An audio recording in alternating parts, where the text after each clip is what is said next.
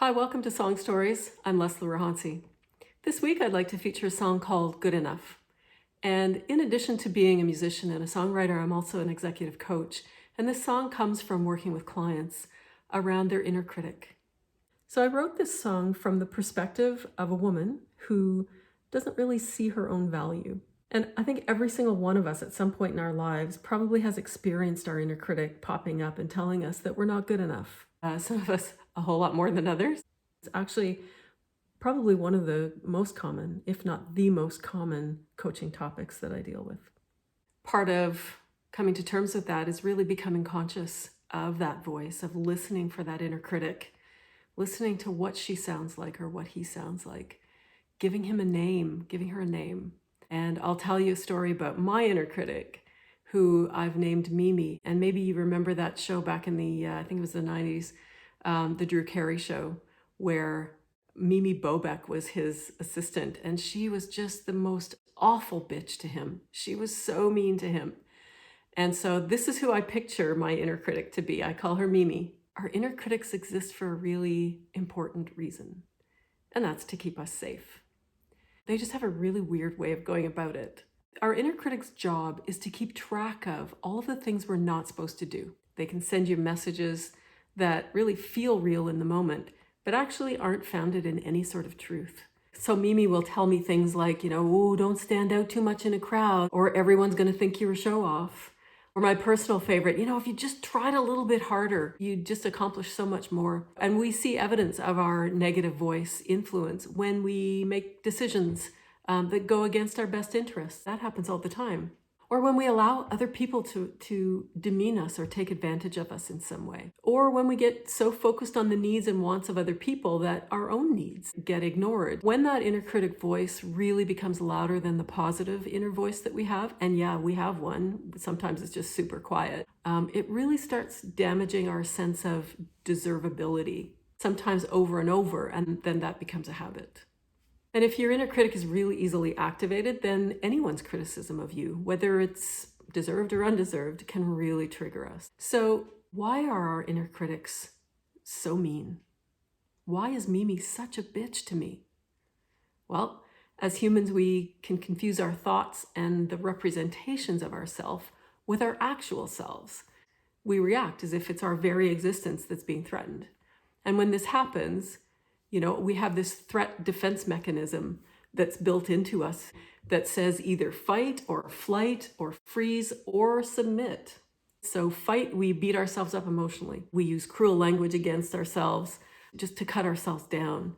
In flight, we become really anxious, restless, escaping. We might use numbing out techniques, drinking, food, shopping, sex, drugs, using those as distractions, which is another form of flight. And then freeze. We just get stuck in place. We get stuck in that kind of rumination, and we're thinking about all of our perceived inadequacies over and over again. And then submit. Yeah, we admit, okay, yes, we suck, we're terrible. And we accept all that harsh judgment that's thrown at us, which causes our stress levels to go up as that amygdala part of our brain gets flooded. And it's a real double whammy, because when you criticize yourself, you're the attacker and the attacked. Think about that for a second. When your inner critic attacks, at the root, she's just trying to ward off danger on your behalf. We may feel like we want to kill that inner critic. I mean, I can't tell you how many times I've wanted to just take Mimi out at the knees. But actually, she needs my attention and my compassion and my gratitude even. I know it's a weird concept, but the next time you find yourself in the throes of some harsh self-criticism, instead of beating yourself up, thank your inner critic for showing up. Let her know, I've got this. I'm already aware. It's okay. I've got it. Thanks for coming, but you're not needed right now. You can stand down. Thank her for her efforts on your behalf. And you gotta mean it. You can't just say it. Feel the gratitude for your inner critic trying to keep you safe. If you want a cool coaching practice to work with your inner critic, try this one. Spend a few minutes on each one of these questions. Here they are. Think about the last time your inner critic was activated. What did your inner critic tell you, and in what tone? Does that remind you of anyone's voice or messaging? Next question. How do you behave differently when you believe your inner critic? And then, how might the opposite be true? Find some examples. And finally, how might you behave if the opposite were actually true? How would that affect how you move through the world, what you think, how you behave, what you do? For the production notes on Good Enough, this wasn't actually the first version of this song. It was born in another form, same words or similar words, but a really different feel. And I revisited this because it really didn't have enough of an edge in that first version. For the first time, I'm experimenting with spoken word in this song. And I took some inspiration from Macklemore, who I just love. And this song opens with a really haunting piano and a bass. That's it, just the two instruments and a vocal. And then Scott Walsh comes in with some really cool backup vocals that we detuned a little bit to make them sound really kind of ominous and spooky. And he also plays some amazing guitar in this, as he always does. Chris Hoole is on drums, of course, and the drums don't come in until that first chorus. So the front end of this song is really sparse. Normally in songs, I have really super lush vocals, 3-part harmonies, 4-part harmonies sometimes. But we took a different road on this one. And the background vocals are quite ambient, actually. They're not the usual 3-part harmony. I've used lots of synth loops and some really cool sound effects, so listen for those. I also played the piano and percussion on this one, and conga. So here is Good Enough. I hope you like it. Leave me a comment and share with your circle. Thanks. Are you good enough? Whoa, whoa, whoa. Oh. Take a stand. You learned as a child to only see your flaws. Your hero didn't protect you, he made you feel small. When love feels like judgment, you believe the lies. You lost yourself, and now you can't even see it with your own eyes.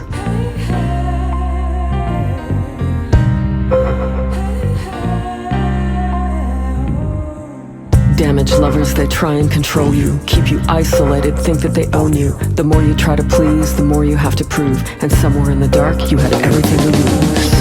Oh, good enough when the road gets rough.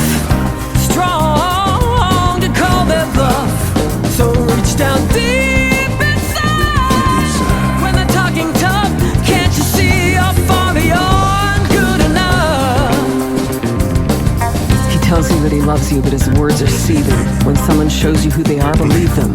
Somewhere along the way you lost your nerve, and now you believe this is just what you deserve.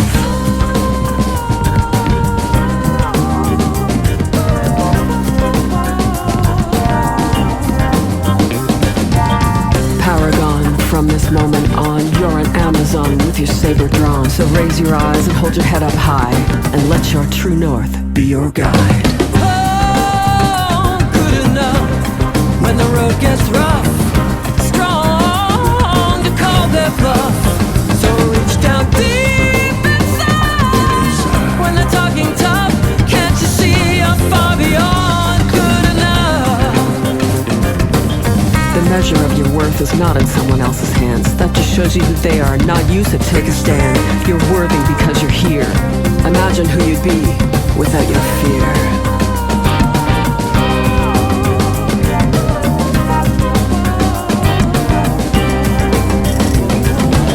There comes a time to stand up face to face. Step into your life and take up your full space. No more tears living shattered and battered, cause every minute of your life matters.